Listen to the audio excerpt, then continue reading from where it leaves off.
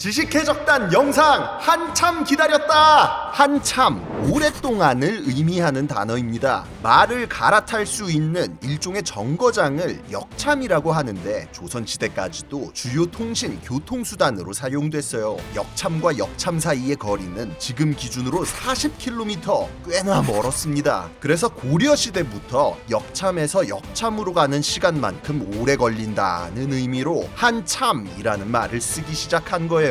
말이 아무리 빠른 동물이라도 한참 걸린다는 소리죠. 그래서 진짜 급한 정보는 불빛이나 연기를 피우는 동화를 이용해서 전달했어요. 다만 정확성도 떨어지고 표현할 수 있는 뜻도 매우 제한적이었기 때문에 적군이 쳐들어온다거나 하는 아주 급박한 상황에만 쓰였죠. 우리가 그나마 통신이라고 부를 만한 기술은 인류가 전자기학을 어느 정도 이해한 19세기에서야 나왔습니다. 전기 신호를 전선에 흘려 신호를 주고받는 통신체계, 즉 전신이 등장한 것이죠. 전신을 통해 인류는 빛의 속도와 정확성 두 마리 토끼를 다 잡을 수 있게 됐어요. 그리고 이 전신 하면 대표적인 게 바로 모스 부호입니다. 인류 최초의 체계적인 전신 시스템이면서 지금까지도 사용되는 전신기에 살아있는 화석. 모스 부호는 무엇이고 어떻게 만들어져서 사용됐을까요?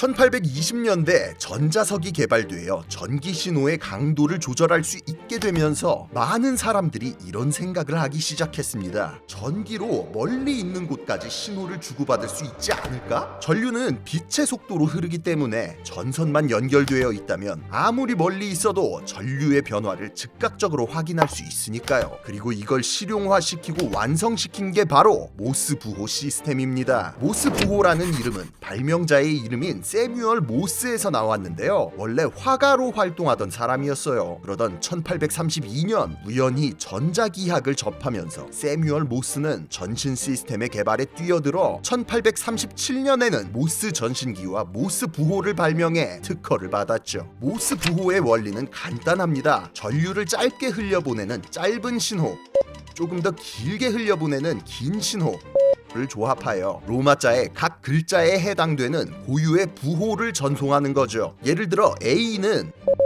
B는 입니다. 전신을 보내는 사람이 자신이 보내고자 하는 글자들을 부호로 변환해 전송하면 받는 사람은 이 부호들을 해독해 글자들로 바꿔서 재구성한다. 이게 모스 부호의 기본적인 메커니즘이에요. 모스 부호로 통신하는 최초의 전신선은 1844년 5월 24일 워싱턴과 볼티모어를 잇는 라인이었습니다. 워싱턴의 국회의사당에서 발신된 최초의 모스 부호 메시지는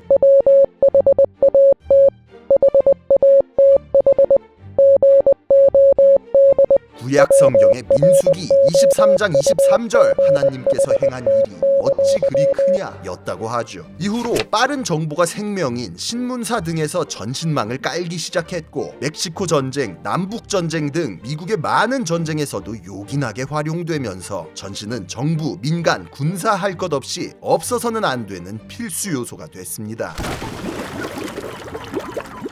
모스 부호는 실용성을 위해 실생활에서 많이 쓰이는 글자일수록 간단하고 반대로 잘 쓰이지 않는 글자일수록 조금 더 복잡합니다. 또한 부호들 중 비슷한 패턴도 최대한 배제했고 신호의 개수도 4개를 초과하지 않죠. 개발자 모스가 미국인이기 때문에 영어를 기반으로 만들어졌지만 다행히도 로마자를 사용하는 다른 주요 언어들에서도 자주 사용하는 글자는 비슷했고 영어에서 안 쓰는 특수기호들은 기존 시스템에 이것저것 좀 보충하면 됐기 때문에 큰 무리 없이 바로 적용이 가능했습니다. 게다가 로마자가 아니더라도 각 문자에 맞는 부호 시스템을 새로 만들면 됐기 때문에 로마자와 비슷한 끼릴 문자, 그리스 문자는 물론이고 히브리 문자나 아랍 문자, 나아가 일본어의 가나에 대응하는 모스 부호까지 발빠르게 개발됐고 심지어 한글 모스 부호도 이미 1888년에 개발되었을 정도로 빠르게 퍼져나갔죠. 잠깐 일단 그렇다면 글자만 수만 개가 넘어가 버리는 중국어는 사용 불가냐고요? 사용 가능했습니다. 중국에서는 아예 한자 코드북을 만들어서 사용했어요. 각 한자들마다 고유의 4자리 숫자들을 부여하고 그 숫자를 모스부호로 한 번 더 변환해서 주고받는 식이었죠. 다른 문자들은 그냥 글자에서 모스부호로 한 단계만 변환하면 되는데 중국인들은 한자에서 숫자로, 숫자에서 모스부호로 2번씩 변환을 거쳐야 됐으니까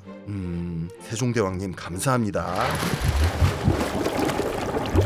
미국에서 최초의 모스 전신이 송신된 시점으로부터 불과 22년 만에 아메리카와 유럽을 잇는 대서양 횡단 케이블이 가설되면서 전 세계가 연결되기 시작했습니다. 전자공학이 더 발전하고 무선 통신 기술이 도입되면서부터는 그 활용성이 더더욱 증대돼서 장소의 구애조차 받지 않게 됐죠. 거대한 증기선들이 지구의 대양을 누비며 모스 부호로 연락을 주고받는 세상. 당시 사람들 눈에는 인류의 발전이 이미 한계까지 왔다고 생각됐을 거예요. 모스 부호를 주고받는데 필요한 기기는 전신기가 전부입니다. 부호 자체도 시간만 좀 들이면 외우기에 그렇게 어려운 건 아니고요. 그러나 해결할 수 없는 치명적 단점이라고 하면 글자를 부호를 글자로 변환하는 과정이 너무 까다롭고 번거롭다는 거였습니다. 모스 부호 송수신 기사들의 숙련도 측정 기준이 1분에 몇 단어를 보내고 받을 수 있는지 였다고 하니 대충 상당히 성가신 작업이었다는 건 알 수가 있겠죠. 때문에 모스 부호를 쓸 때는 자주 쓰는 말들을 여러 가지 줄임말로 만들어 사용하게 됐습니다. 예를 들어 CQ,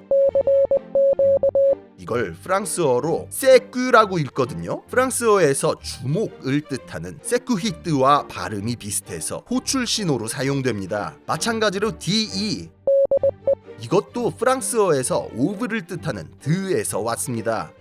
여기는 키드 할 때 여기는 이라는 뜻으로 사용되죠. 그냥 K 한 글자만 쓰면 송신 종료, R 한 글자는 수신 완료라는 뜻으로 쓰이고요. 인트로에서 잠깐 나온 모스 부호 들으셨나요? 여기도 줄임말이 들어가 있습니다. 그래서 해독하면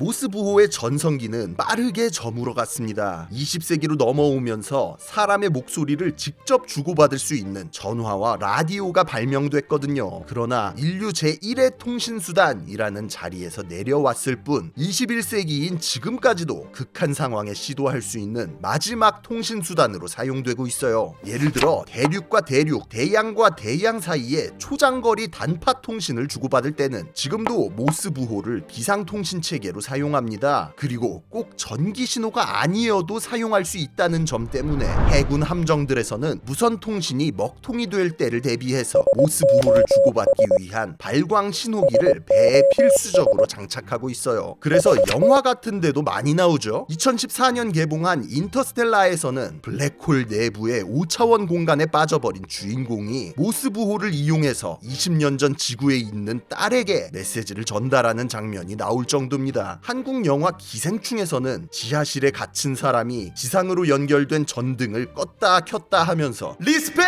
이라는 외침을 전달하는 기괴한 장면이 나오기도 하고요. 또 막상 이 모스 부호를 자유자재로 쓰는 사람이 드물다는 점 때문에 말을 할 수 없거나 말을 하면 안 되는 상황에 처한 경우에는 암호처럼 사용할 수도 있습니다. 유명한 실제 사례로 미 해군 함재기 조종사였던 제레미야 덴튼이 유명하죠. 덴튼은 베트남 전쟁 도중 포로로 잡혀 미군의 잔악함을 증언하라는 거짓 인터뷰를 강요당했는데요. 생방송으로 중계된 이 인터뷰에서 말로는 미군 욕을 하는 동시에 눈을 깜빡이는 방법으로 카메라를 통해 라는 모스 부호를 전달해버리는 기지를 발휘합니다. 이를 통해 북베트남군이 포로를 학대하고 있다는 사실이 전 세계에 폭로되고 제레미야 덴튼은 석방 후 해군 제독을 거쳐 상원 의원까지 하는 등 영웅으로 대접받았죠. 편지 주고받는데 한참 걸리던 시대는 한참 전에 지나갔고, 최첨단이었던 모스부호도 이제는 취미나 극한 상황에서 쓰이는 고전적인 기술이 됐습니다. 불과 150년 전까지 긴 신호, 짧은 신호를 변환하고 해독하며 고생해야 됐다는 걸 생각하면 지구 반대편에서 일어나는 일을 실시간으로 볼 수 있는 지금 시대는 너무나도 살기 좋은 시대죠. 이 박자와 리듬 익숙하신 분들도 있을 것 같은데요. SOS, 국제적으로 통용되는 긴급 구조 신호입니다. 이게 모스부호로 빠르게 전송해야 돼서 세 글자로 축약된 거예요. 전 세계에서 지금도 구조 신호로 쓰이고 있으니 여러분도 비상시를 대비해서 꼭 알아두시면 좋을 것 같습니다. 지금까지 지식해적단의 키드였습니다. 감사합니다.